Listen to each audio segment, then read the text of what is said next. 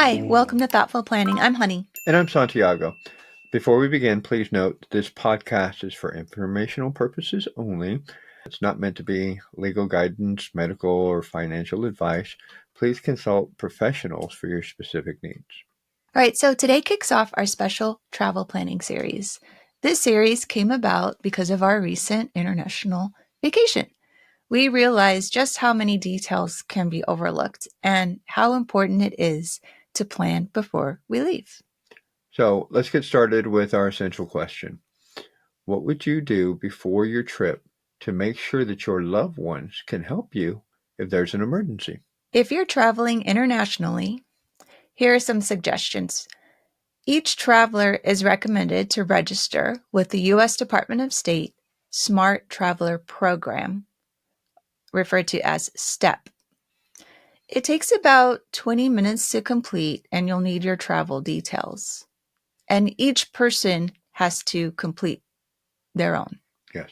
You'll also want to consider adding an international phone plan or let your family know how they can contact you, such as using WhatsApp or email.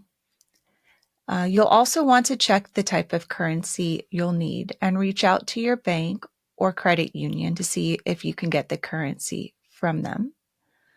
If not, do a search for a bank in your area where you can do that. You'll also want to add a travel alert to the credit card you'll be using while traveling. And also call the credit card company to see what the fees are for using your credit card outside of the US. Next, you'll want to confirm that you have passports, and US citizens should check the US Department of State website or the specific country's embassy website for the most up-to-date information on passport validity requirements. For example, some places require you have at least 6 months of validity remaining from your intended date of return. And then you'll also want to have a printed copy of your passport along with printed copies of your medication list. And you'll want to keep these separate from your passport. This is in case your passport gets lost. And then a safety tip, do not announce your travel plans online, especially if no one is staying at your home. And that's kind of a hard one to do, especially if you're excited about your trip and you're taking a lot of pictures, post them on social media and all that stuff. It's kind of hard to keep a secret like that, I think. But at least it was for me. So let's go over a pre-flight checklist. Some things you can do before you get on the plane or even before you get on a car if you're going to be driving somewhere. Okay, so choose a trusted contact. For us, we chose our son, who is here in San Antonio, and gave him all the details, and then we also notified our daughter.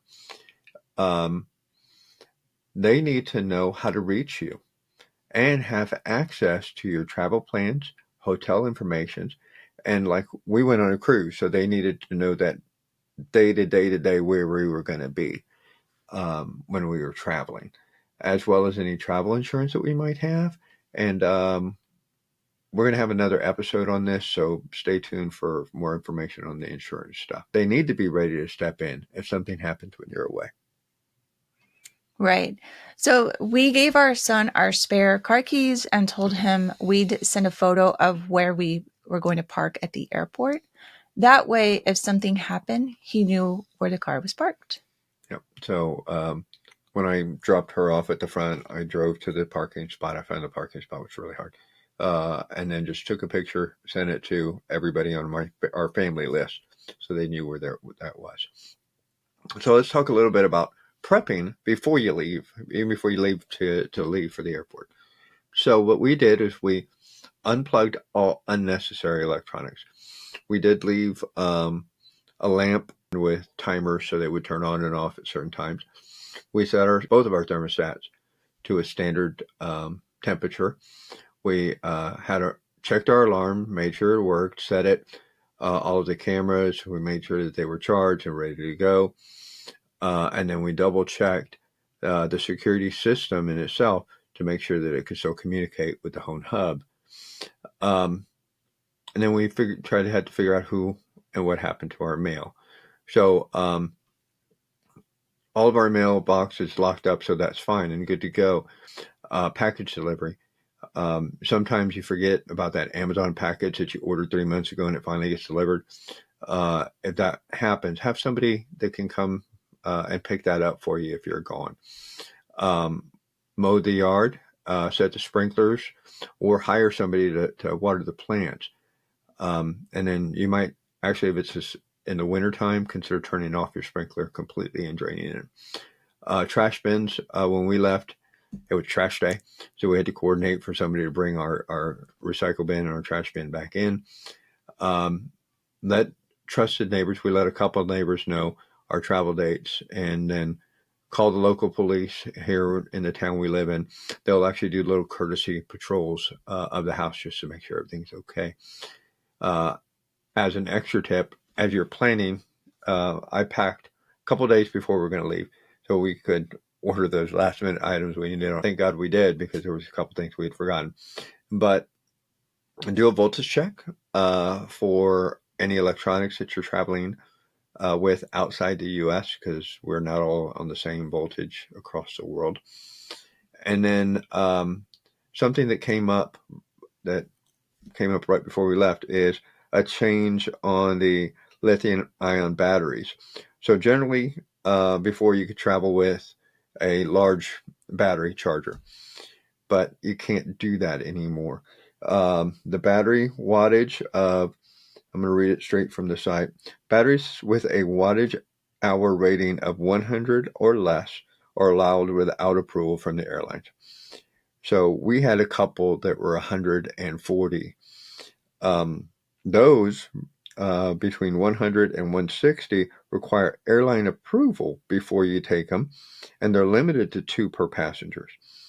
Batteries exceeding 160 watt hours are prohibited from being taken on a plane, period.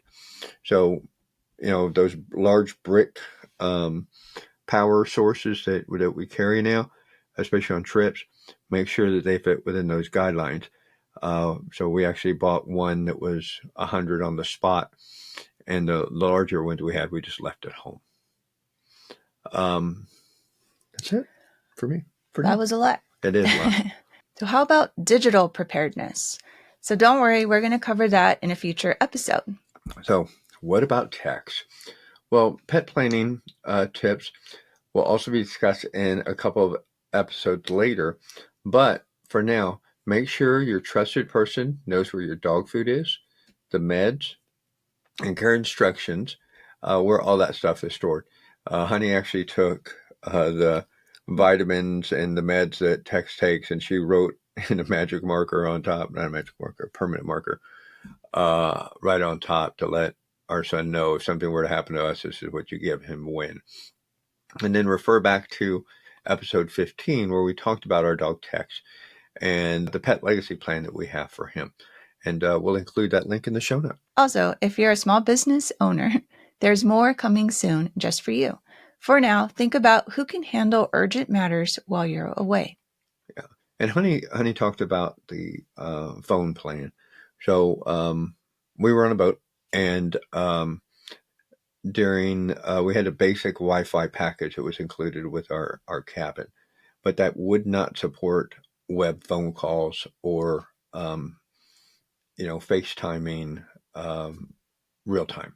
So be careful with that. If you want to contact somebody when you're on a sea day, you might have to pay a little extra for that, and it depends on the boat that you're on whether or not it supports that.